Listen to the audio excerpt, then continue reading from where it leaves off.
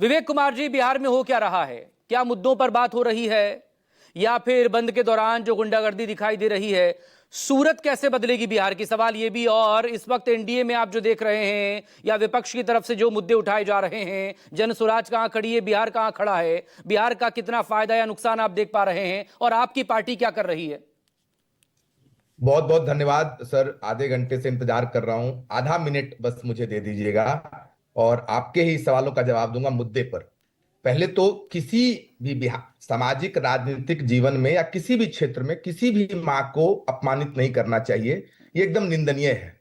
लेकिन हमारा सवाल ये है कि हर दिन बिहार की माँ के बच्चों का पलायन हो रहा है। महाराष्ट्र में उनको उनकी माँ की गाली दी जा रही है, बहन की गाली दी जा रही है। तमिलनाडु में उनको माँ की गाली दी जा रही है, बहन की गाली दी जा रही है। कांग्रेस के मुख्यमंत्री तेलंगाना के बिहार को मजदूरों का डीएनए बोल रहे हैं कि इनके डीएनए मजदूरों का है।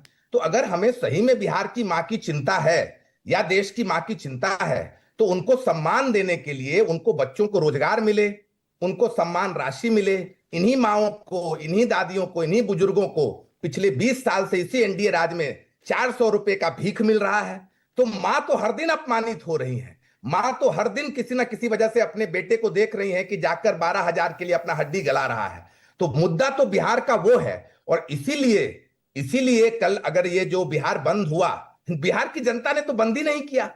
जन स्वराज की कल बिहार में बहुत बड़ी बदलाव सभा हुई, गया में हुई, अरबल हुई। 30, 40, 50,000 लोग कहां से आ रहे हैं? बिहार की जनता ने इस बिहार बंद का बहिष्कार कर दिया। बाकी तो छोड़ दीजिए, क्योंकि लिए उनको पता है कि ये मुद्दा जो है भटकाने वाली बात है। अगर इनको सही में मां बहनों की चिंता होती तो ये हर घर में रोजगार देते, बच्चों को पढ़ाते। अरे एक मां को क्या चाहिए बिहार की? अपने पति के लिए रोजगार, अपने बच्चों के लिए रोजगार, अपने बच्चों के लिए शिक्षा और अपने लिए सम्मान। तो गाली देना बिल्कुल गलत बात है, लेकिन आप उनके जीवन को इस हद तक पहुंचा दिए हैं कि वो तो हर दिन गाली जी रही हैं। उसको बदलने की बात करो ना भाई। बिहार बंद करने से बिहार में भ्रष्टाचार थोड़ी ना बंद हो जाएगा।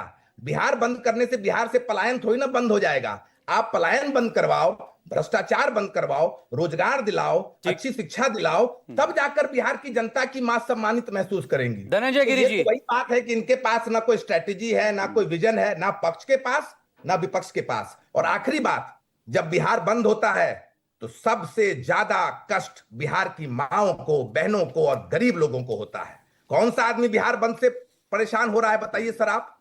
जो बिहार का गरीब लोग है, जो अति पिछड़े लोग हैं, जो डेली। धनंजय गिरि जी रिस्पॉन्ड करेंगे, बहुत सारे सवाल उनके लिए तैयार हैं। Dhananjay Giri ji please respond. कर पाएंगे ये?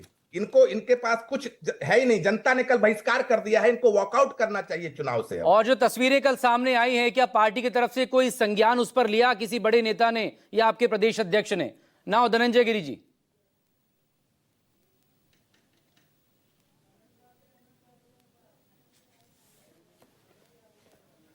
अनम्यूट कर लीजिए please, please unmute. Dhananjay Giri ji unmute कर लीजिए प्लीज। जी आप बोले प्लीज। मुद्दों से मुठभेड़ करके मोदी बने हैं और मुल्क ने उनको सराखों पे बिठाया है। मुद्दों से मुठभेड़ करते हुए यहां तक आए हैं। एक गरीब का बेटा इस देश का प्रधानमंत्री है तो मुद्दों से मुठभेड़ करके आया है। बिहार में जहां कुनीतियां चल रही थी, जो कुशासन था, नीति पूर्वक शासन करके नीतीश कुमार ने बिहार को आगे बढ़ाया है। और 23,000 करोड़ के मेयर बजट पर, जहां के आरजेडी ने छोड़ा था, 3,27,000 करोड़ तक का बजट हम लाए हैं। ये कोई बात अविवेकी व्यक्ति ही कर सकता है कि बिहार में बिना नीति के पास कोई विजन और बिना नीतियों के। मैं राजकुमार के बीच में तो बोला नहीं था। मैं बीच में तो बोला नहीं था। Dhananjay Giri please complete. Dhananjay ji please complete. कि 4 करोड़ लोग बिहार से पलायन करके बाहर चले गए, कुछ अधूरा रह गया और राजकुमार जी तो फिर से बोल लीजिए। नहीं, मेरे पास वक्त की कमी है। राजकुमार जी आ रहा हूं आपके पास please. Dhananjay Giri ji please complete, last 30 second. देखिए, बिहार के विकास को देख करके बौखलाए हुए लोग और बिलबिलाए हुए लोग जब उनके पिताजी के समय में सड़कों पर जाते थे तो लोग गड्ढे से निकाले जाते थे। आज सड़कों पर जाकर वो डांस कर रहे हैं। ये डांस ऑफ डेमोक्रेसी नहीं है, ये डांस ऑफ रोड है।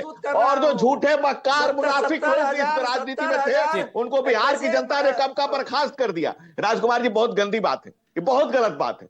देखिए, 73 लाख करोड़ का घोटाला हुआ है। Please be decent sometime. अपनी अपनी बारी पर बोला करें प्लीज, क्योंकि वो ना मैं बहुत साफ सुन पाऊंगा ना मेरा दर्शक सुन पाएगा।